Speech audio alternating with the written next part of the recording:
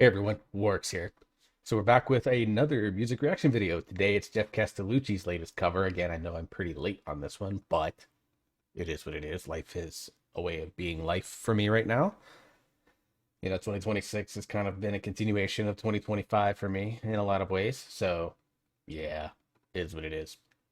So I actually didn't realize this when I went to go grab this video, but this is his first solo cover since his Christmas release, which he did in early December. So it's been 2 or 3 months, which I mean, I understand over the holidays. And he had those big voice play projects with K-pop Demon Hunters and the David Archuleta song that we reviewed yesterday. Go check that out if you haven't. So, and I have seen the short teasing the return of the dwarves, which I am very, very excited about. Misty Mountains, I See Fire, and Song of Durin are probably in my top like six Geoff covers that he's done. Song of Durin, I think, is my favorite of them now. But yeah, I'm always curious and interested about what he's going to do with the dwarves because Lord of the Rings was not known for like its music. Like Song of Durin is a poem that got turned into a song like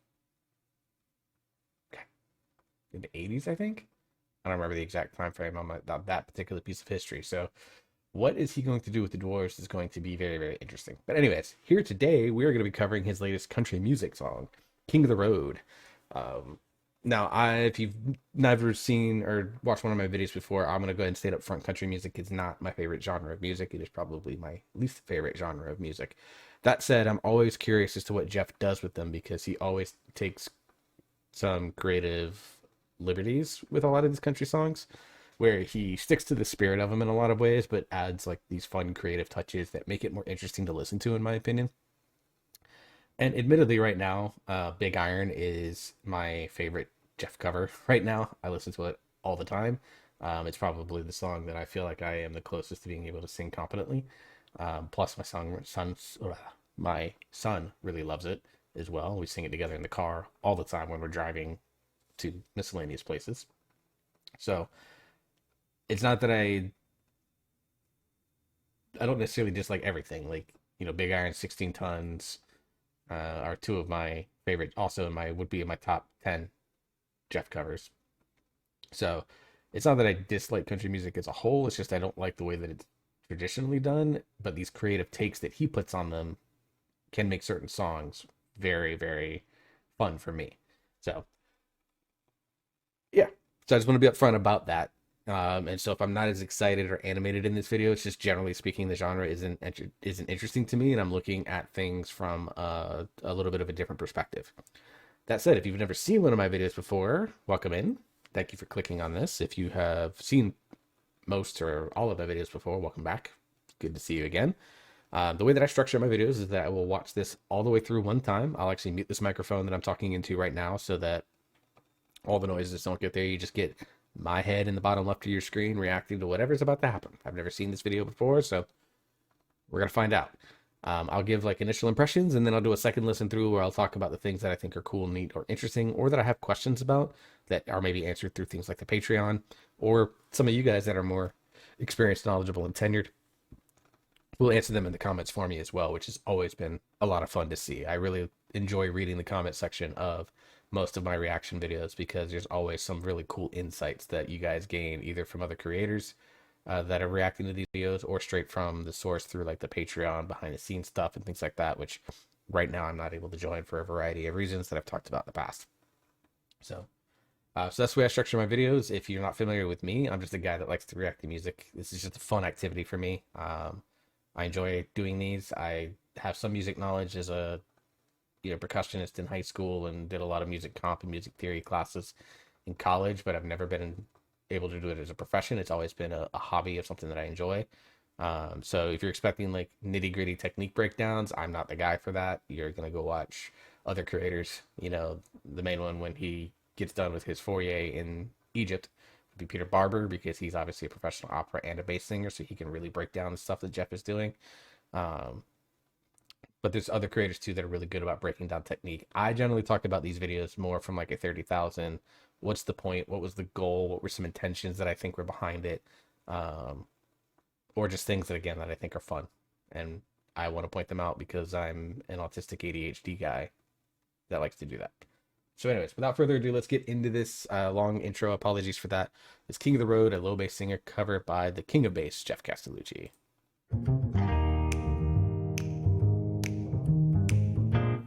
King of the road, the trailers for sale or rent, rooms to let 50 cents, no phone, no pool, no pets, I ain't got no cigarettes, all but 2 hours of pushing broom, buys an 8 by 12 4-bit room. I'm a man of means, by no means, king of the road, trailers for sale or rent, no phone, no pool, no pets, I ain't got no trailers for sale or rent. A man of means, by no means, king of the road. Third boxcar, midnight train, a destination Bangor, Maine. Old worn out suit and shoes, I don't pay no union dues. I smoke wool stogies I have found, short but not too big around. I'm a man of means, by no means, king of the road. Trailers for sale or rent, no phone, no pool, no pets, I ain't got no cigarettes, all but trailers for sale or rent. A man of means, by no means, king of the road. Well, I know every engineer on every train, all of their children and all of their names. Well, every handout in every town, and every like that ain't like when no one's around. I sing trailers for sale or rent, rooms to let 50 cents, no phone, no pool, no pets, I ain't got no 2 hours of pushing broom, buys an 8 by 12 4-bit room. I'm a man of means, by no means, king of the road. Come on, trailers for sale or rent, rooms to let 50 cents, no phone, no pool, no pets, I ain't got no cigarettes, all but 2 hours of pushing a broom, buys an 8 by 12 4-bit room. I'm a man of means, by no means, king of the road. Trailers for sale or rent, I ain't got no cigarettes, all but trailers for sale or rent. Well, I'm a man of means, king of the trailers for sale or rent. I ain't got no, a man of means, by no means, a man of means, by no means, a man of means, by no means, king of the road. Oh, that last note.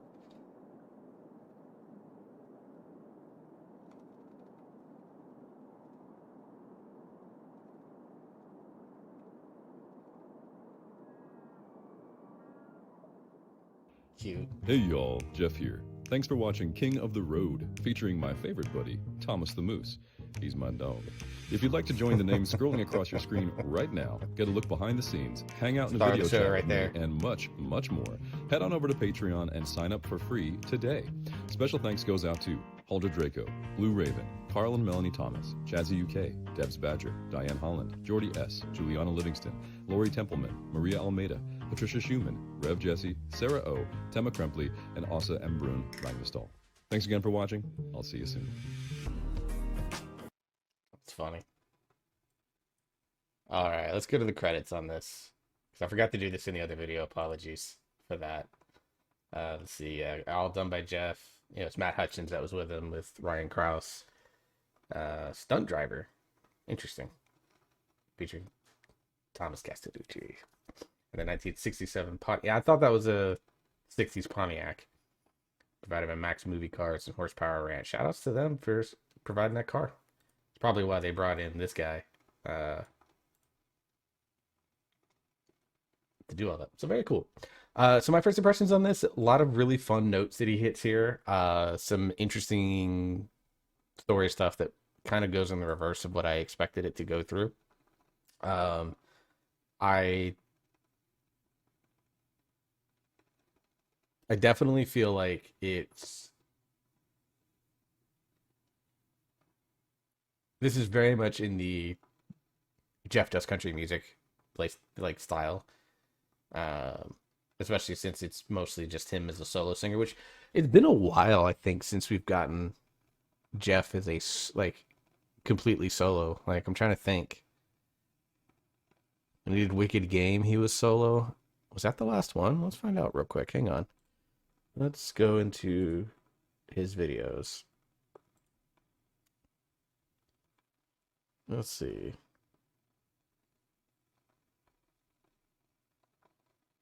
It might have actually been Walk the Line. Yeah, it was an Imagine. Yeah, Wicked Game, I think, was the last one that I covered. Because I don't cover literally everything of his. But pretty close to it. But yeah, because like Turn the Page, obviously Feeling Good, most of were there. Ring of Fire had multiple Geoffs. Even though I think most of the singing was solo, that might have been the last one. Grim Gritting Ghost, obviously, he had his heads. So Come Emmanuel had the multiple Geoffs. So yeah, I think that it was quite literally 6 months ago when he last did like a true. Could you use up to $800? Oh my god, I have YouTube Find Premium. it Why and do buy I? one. Up to $800 is waiting for you. Just So yeah, it's probably about 6 months or so when we last saw Geoff do like a true full solo cover of a song. So let's go diving into it here, shall we? Probably not going to talk a ton about this one. Like I said, it's a good cover, but because the genre of music and the song itself I had zero idea about, I probably don't have a ton to say.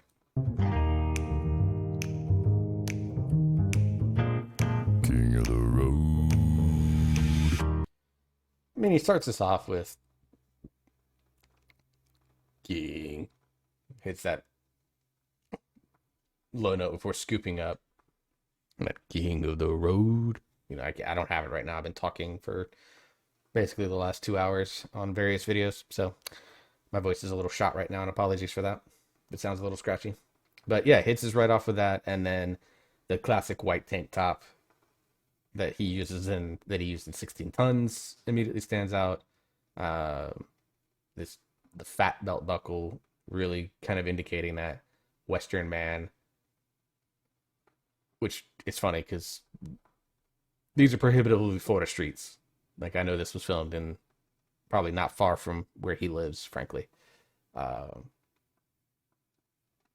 the farms and like, yeah, the way these trees are growing and like the types of trees they are, decidedly Florida. The funny thing is, I want to know when they filmed this, because like towards the end with the scenes, like everyone else is wearing jackets and stuff, and he's in this tank top. So this had to been like, it was probably pretty chilly out there, even in Florida. Or down in Orlando, the Orlando area where I know that Patty Cake and all that stuff are at, and where they're all both mostly based out of. Even in January, February, it got pretty chilly down there. Not as cold as it got where my area of Florida, but it still got pretty chilly down there. So I can't imagine this was comfortable to shoot all the time, which is probably why he gets more dressed as the song goes on. The trailer's for sale or rent. Rooms still at 50 cents. No phone, no pool, no pets. I ain't got no cigarettes, all but a 2 hour. I love that he I ain't got no cigarettes, and then he drops back down for the all, but to transition into the next sort of section of the main line. Nice little up down little scoop, and I think it just adds a little bit of fun texture to the song that is somewhat repetitive. A lot of these old country western songs were pretty repetitive when they weren't specifically telling the story of the whole. Like Big Iron tells a story the entire time. This one doesn't really feel that way, or at least the chorus is super repetitive. So adding a lot of little texture to create fun, so to speak, or create something that catches your ear, catches your attention, or little things that will make people that are really paying attention go, ooh, ooh, ooh. That whole Leo DiCaprio, Wolf of Wall Street maze where he's like, that whole thing, that sort of thing. I think that's what he does here. Of pushing broom buys an 8x12 4-bit room. I'm a man of means by no means, king of the road. Trailers for sale around. And from the behind the scenes we got at the end, it didn't look like there was like a fan being blown. So his hair is blowing in the wind naturally there, which is, again, given probably when they filmed this, given that everyone else was in jackets and stuff, it was probably a little biting and uncomfortable for him. So shout outs to Geoff for putting up with the elements a little bit here, wearing what essentially is late spring, summer clothing in the middle of winter. No phone, no pool, no pets. I ain't got no. Ugh. Just silliness. Just silliness. Trailers for sale around.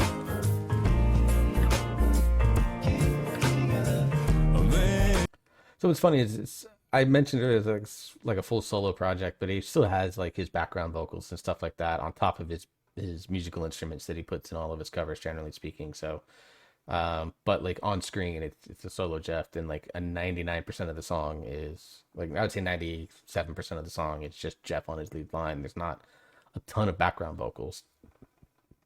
Here we get some, upper baritone, tenor, king of the, in the I guess the chorus lines that make it so it's not like a true solo cover, but I would still dub this basically as a Geoff solo, like a solo Geoff song, not like, O Come Emmanuel, which was 4 Geoffs or 5 Geoffs, or the cowboy Geoffs that we've seen in Unwritten or Unshaken rather, and Ghost Riders, like that sort of thing.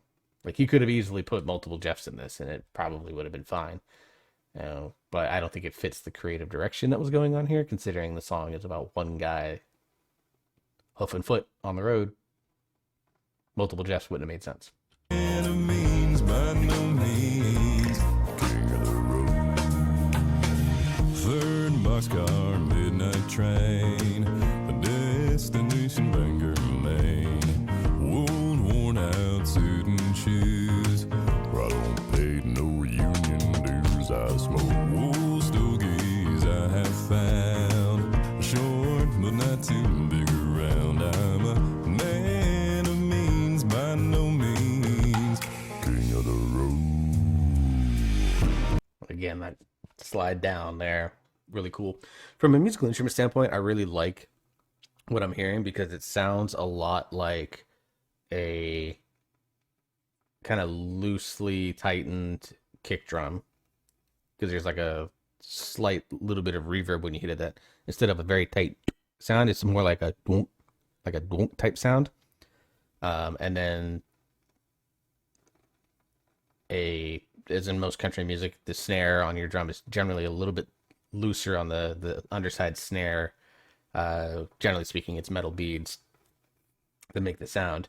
And then we get our banjo, which is expected, but then we got a little bit of woodblock here. And then there's one other instrument that comes up, I think, a little bit later. I'm going to try to identify because I heard it the first time and my brain couldn't let it go in that moment, which is why you probably saw me looking off to the side, trying to figure out what the heck was going on, looking confused. It's because I was trying to figure out that instrument. So So we'll get to that in a minute, but that's kind of what we're looking at from an instrumentation standpoint. Is a very kind of loosely, not a super tightly wound drum set of drum heads on the bass and the snare, and then our traditional banjo. Not even an acoustic guitar, I don't think. Trailers for sale already. Oh, there's our acoustic guitar, but it's tuned very differently from what I would expect. At least I think it's acoustic guitar. That kind of higher tune note. It sounds guitarish, but I don't know how that guitar was set in terms of its tuning.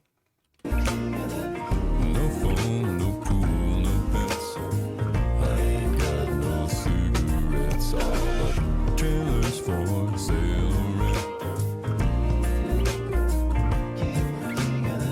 already. It could be just a second banjo that's tuned tighter. Could be that. Sorry for the flashbang. We'll stop there. Also, a magically appearing white button-up shirt, by the way. Probably, again, because it was a little chilly. So it's really funny. He's got the sleeves rolled up to the elbow or so. And I know from talking to a bunch of female-facing human beings that they find that incredibly hot or sexy. So I've actually been trying to, like, I've never knew how to do it. Like, my brother knows how to do it. I've got to talk to him.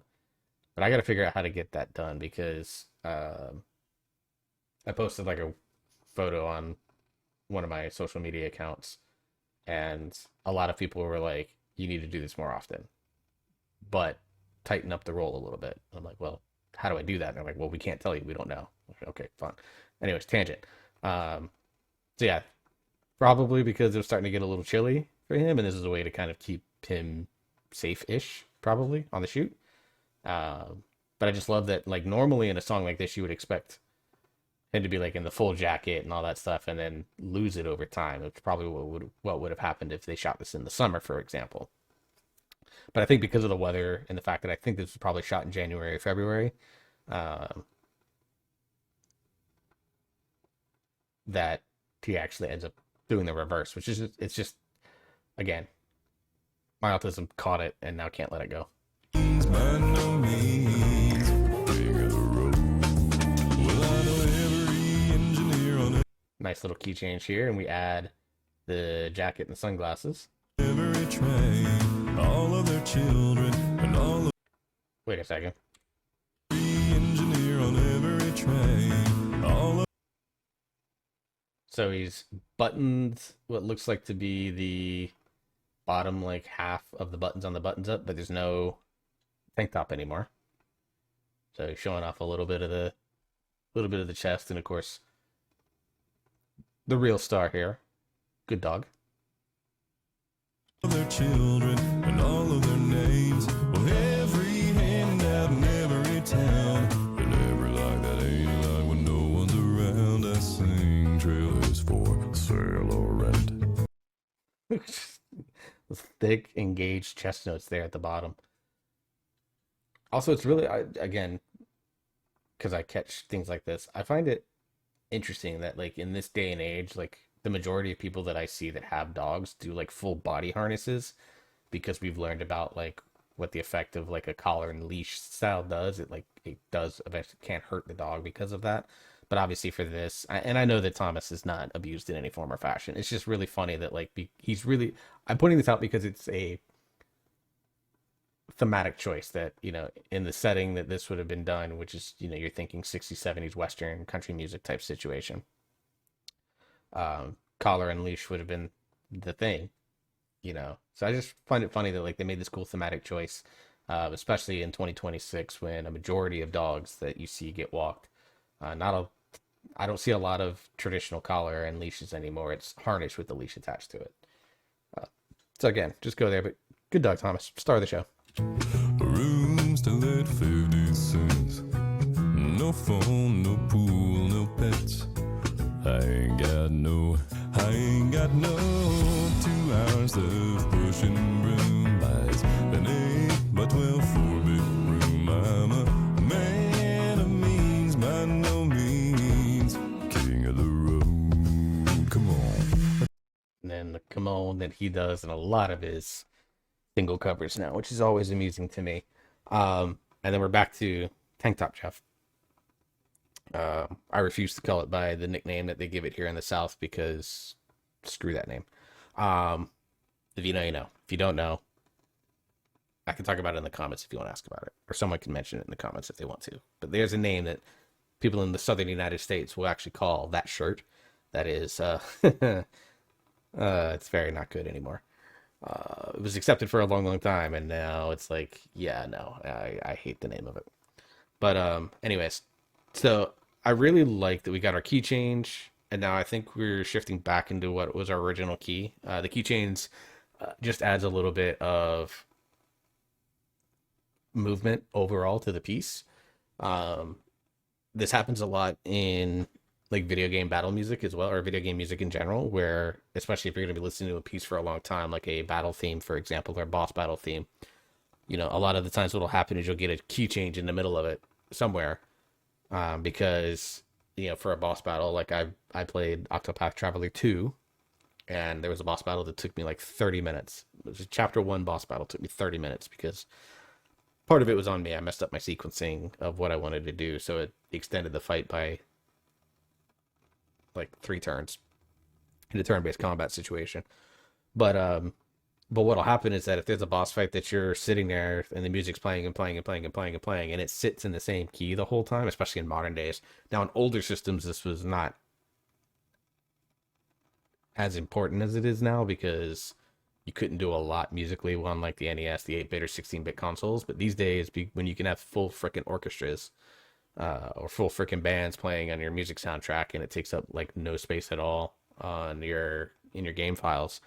What a lot of modern composers will do is they'll throw keychains in the middle of the boss fight music to add this just little bit of dynamicism to it, because I mean, while you're focused on the fight and stuff, like your brain can tune out a lot of other things, and you know, you get key changes when you move into like different phases. You know, in the case of like the example I used, Octopath Traveler 2, there was a key change that was just the bridge section, which is what Geoff did here. There was a bridge section that led from kind of the main section. He did a bridge, and now we're getting into our resolving section at the end of the song. They do that key change because it forces your ears to perk, because it's like, oh, something slightly different. And even though it resolves back maybe into its original key, some do, some don't. Some move into a different key, some move back to the original key, some stay in the key change key. It's a way to avoid the song starting to become mega repetitive. Because what happens is when a song becomes mega repetitive without a purpose or without direction, it either actively distracts and takes away from how the song is, or it's specifically, like in some cases, it may cause people to start to doze off because your brain gets adjusted to the sound. It turns into white noise. Now, certain styles of music, for example, there are a lot of music where it's like sleep music and lo-fi, in some cases trance music. They're all designed to kind of make you zone out, or just be enough noise to kind of help you focus or study or sleep, in the case of sleep music. Here, in music like this, he's not wanting you to doze off. He wants you to stay engaged with the song the whole time. So the key change is intended and designed to keep your attention in a way that's subtle without it feeling jarring, which is what we got here. So I just wanted to point that out and kind of talk about that idea, that concept. Trailers for sale on rent. Rooms still at 50 cents. No phone, no. This whole section here, just stupid. Just stupid with what he does with his voice here. Oh, come on. A trailer's for sale on rent. So we get this run, goes down through it, it's breathy, he's not super engaged with it. Rooms still at 50 cents. And then he gets room, which re-engages. And then he hits this, what I'm assuming is this subharmonic 50 cents. Or it's like super low chest. But it sounds subharmonic-y with the way that it comes out, with that almost synth quality to it. Like, 3 or 4 different things that he did in the span of 8 beats. Like, just dumb. It's very small, but this is probably my favorite little section when it comes from like a technicality standpoint, is this right here. One more time and then we'll continue on. For sale or rent, rooms still at 50 cents. No phone, no pool, no pets. I ain't got no cigarettes on, but And then right at the end, he goes from super and super engaged, and then as he goes up, he releases that engagement. It makes it a little bit more breathy, a little bit more soft as it goes up and transitions into this final section. hours of pushing and broom buys an 8 by 12 4-bedroom. I'm a man of means, by no means king of the road. Yeah. Final section of the bridge, so to speak, or the transition into our true closing area now. Of course, that road, another fat subharmonic sounding to me, at least. If you know the note, let me know. I'm curious. Trailers for sale or rent. I ain't got no cigarettes, all but trailers for sale or rent. Well, I'm a man of means, king of the trailers for sale or rent. I ain't got no, a man of means, by no means, a man of means, by no means, a man. He jumps like 3 octaves in this section. It just hit me. Or he jumps 3 or 4 steps at least. It's kind of crazy. Like it just dawned on me that he does that. This image is very like musically. There's not a lot going on. It's the ending chorus. Enemies by no means.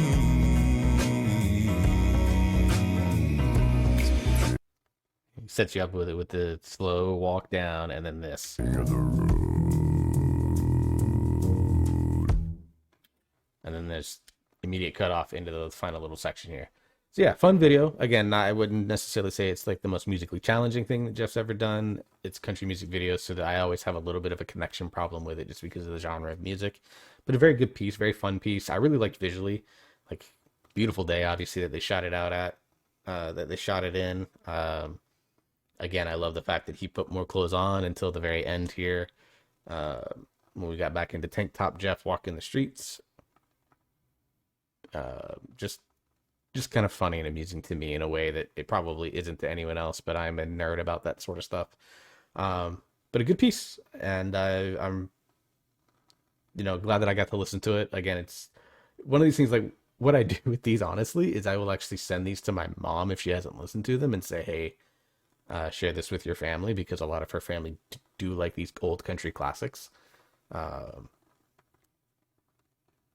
Because a lot of them are from Tennessee, so this genre of music was very much what they got growing up and stuff like that. So it's like always fun to send it to them. But like, again, I don't connect with this music as much as others do, because it wasn't what I grew up with. It's not my favorite genre, but Geoff always does fun stuff with it, and that's what he did here. He took some very cool things, and anytime we get gifted with multiple clean, fun subharmonics throughout the song, I'm always a happy man. So yeah, tell me what you think about this one in the comments below. In the meantime, we're in the what in the hell are the dwarves gonna do waiting room for reaction videos, or the next voice play release, which I imagine will come sometime in mid-spring, since spring officially starts in 3 days. So I imagine we'll get something in April, is my guess, without knowing like their release schedule. And then, of course, the Bass Gang, either they're still out there, or as I record this, or finished up their sojourn to Egypt to go hang out with Marwan. And I know they put out a bunch of stuff. Them singing like Arabian Nights in front of one of the pyramids was fun, but we know that they put out did some work on a project as well. So we'll be looking forward to that from the reaction standpoint. And I may get into doing some other videos, things like marching band percussion stuff, and then I have some non-music reaction videos. That may not be your jam, but just know that that is something that is coming along down the line. And of course, right now, WoW is consuming this channel, as it will continue to consume this channel probably for the next few weeks at the very least. So I appreciate everyone for joining me on this journey. I'm on the road to 1,200 subscribers. So if you have anyone that likes watching music reaction videos, share my video with them, ask them to subscribe to the channel. You can turn on personalized notifications. And what'll happen is YouTube's algorithm will figure out, hey, you click on all of my music reaction videos, so it'll start to suggest those to you. Even in your subscription feed, it'll put those videos out there as like front and center when I release them, so that you can always see when I get those videos out. And obviously notifications of when I post can be turned on as well, especially with personalized notifications. So if you only click on my music reaction videos, it'll like notify you, hey, Works released a new music reaction video, go check it out. And you will still see like my WoW videos and stuff like that, and my streams and things like that pop up in your feed. But it's just a way to be able to kind of like see and find a way around kind of the fact that I do multiple things on this channel, and I will continue to do multiple things on this channel. The only exception is going to be when I am looking to try out ASMR. I will have a separate YouTube channel for that, for VODs and for videos for that. But this channel is going to continue to be gaming, music reactions, and then I'm broadening the content a little bit into other reactions. Obviously, I have my YouTube shorts that I'm doing mental health stuff on, which I need to record more of those. I'll probably do that this week. Record a bunch more of those for you to release those. So if you're struggling mentally and you need just a little things to kind of be gentle reminders to you, go check out my shorts page. Quite a few there. If you feel like you're, hopefully I start to touch on a lot. I've touched on a lot of different subjects already, but maybe the words I say there will help you out. And if they do, I'm very grateful to be able to be a small light in the day for you. So until the next video, hope you all stay safe. Hope you enjoy yourself. You're having fun. You keep on listening to great music, and we'll see you next time.